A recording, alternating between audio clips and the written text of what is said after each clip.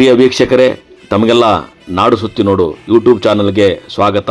ನಾವಿಂದು ತಾಲೂಕು ಕೇಂದ್ರವಾದ ಕುರುಗೋಡಿಗೆ ಭೇಟಿ ನೀಡೋಣ.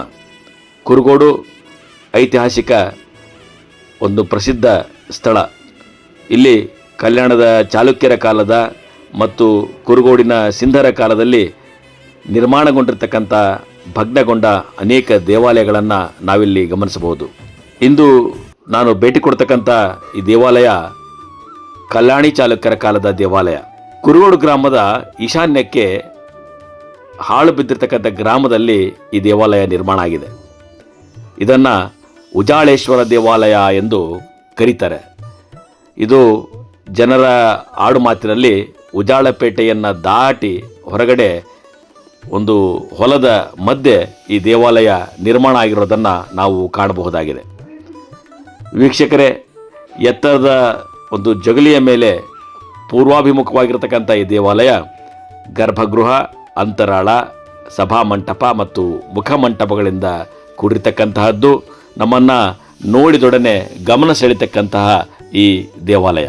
ಈ ಗರ್ಭಗೃಹದ ಪ್ರವೇಶ ದ್ವಾರಕ್ಕೆ ನಾವು ನೋಡಿದಾಗ ಈ ಪದ್ಮಸಾಲು, ಹೂವಿನ ಎಸಳುಗಳು ಮತ್ತು ಲಲಾಟ ಬಿಂಬದಲ್ಲಿ ಗಜಲಕ್ಷ್ಮಿ, ಮೇಲ್ಭಾಗ ಒಂದು ವೇಸರ ಮಾದರಿಯ ಶಿಖರ ಪಟ್ಟಿಕೆಗಳನ್ನು ನಾವು ಗಮನಿಸಬಹುದು. ಇಕ್ಕೆಲಗಳಲ್ಲಿ ಎರಡು ಕಡೆಗಳಲ್ಲಿ ತ್ರಿಶೂಲ, ಡಮರು ಮತ್ತು ಗದೆಯನ್ನು ಹಿಡಿದು ನಿಂತಿರ್ತಕ್ಕಂಥ ದ್ವಾರಪಾಲಕರ ವಿಗ್ರಹಗಳಿವೆ.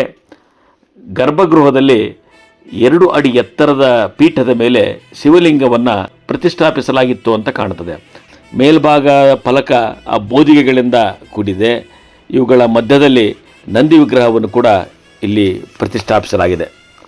ವೀಕ್ಷಕರೇ, ಇಲ್ಲಿ ಗಮನಿಸಬೇಕಾಗಿರ್ತಕ್ಕಂಥ ಒಂದು ಮುಖ್ಯವಾದ ಅಂಶ ಏನಂದರೆ, ಈ ದೇವಾಲಯದ ಅಂತರಾಳದ ಚಾಮರಧಾರಿಯರ ಶಿಲ್ಪಗಳ ಕೆಳಗೆ ಜೋವಲ ದೇವಿ ಮತ್ತು ಲೋಕಹುರದ ದೇಚಲ ದೇವಿ ಎಂಬ ಶಾಸನ ಬರಹಗಳಿರುವುದರಿಂದ ವಿದ್ವಾಂಸರ ಅಭಿಪ್ರಾಯದಂತೆ ಇವು ಕುರುಗೋಡು ಸಿಂಧರ 1ನೆಯ ರಾಚಮಲ್ಲನ ಪತ್ನಿ ಸೋವಲ ದೇವಿ ಮತ್ತು ಆತನ ಸೊಸೆ ಏಚಲ ದೇವಿಯರ ಶಿಲ್ಪಗಳಿರಬಹುದು ಎಂದು ಒಂದು ಅಂದಾಜಿಸಲಾಗಿರೋದನ್ನು ನಾವಿಲ್ಲಿ ಗಮನಿಸಬಹುದು.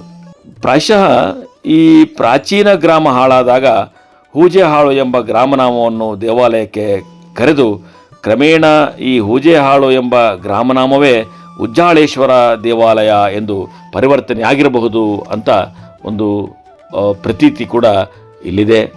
ವೀಕ್ಷಕರೇ, ಕರ್ನಾಟಕ ರಾಜ್ಯ ಸರ್ಕಾರವಾಗಲಿ, ಪುರಾತತ್ವ ಇಲಾಖೆಯಾಗಲಿ ಈ ಕುರುಗೋಡಿನ ಸುಂದರವಾಗಿರ್ತಕ್ಕಂಥ ಅನೇಕ ಕಲಾತ್ಮಕ ಕೆತ್ತನೆಯ ದೇವಾಲಯಗಳಿಗೆ ಮತ್ತೆ ಜೀವ ತುಂಬತಕ್ಕಂಥ ಕೆಲಸವನ್ನು ಮಾಡಬೇಕಾಗಿದೆ.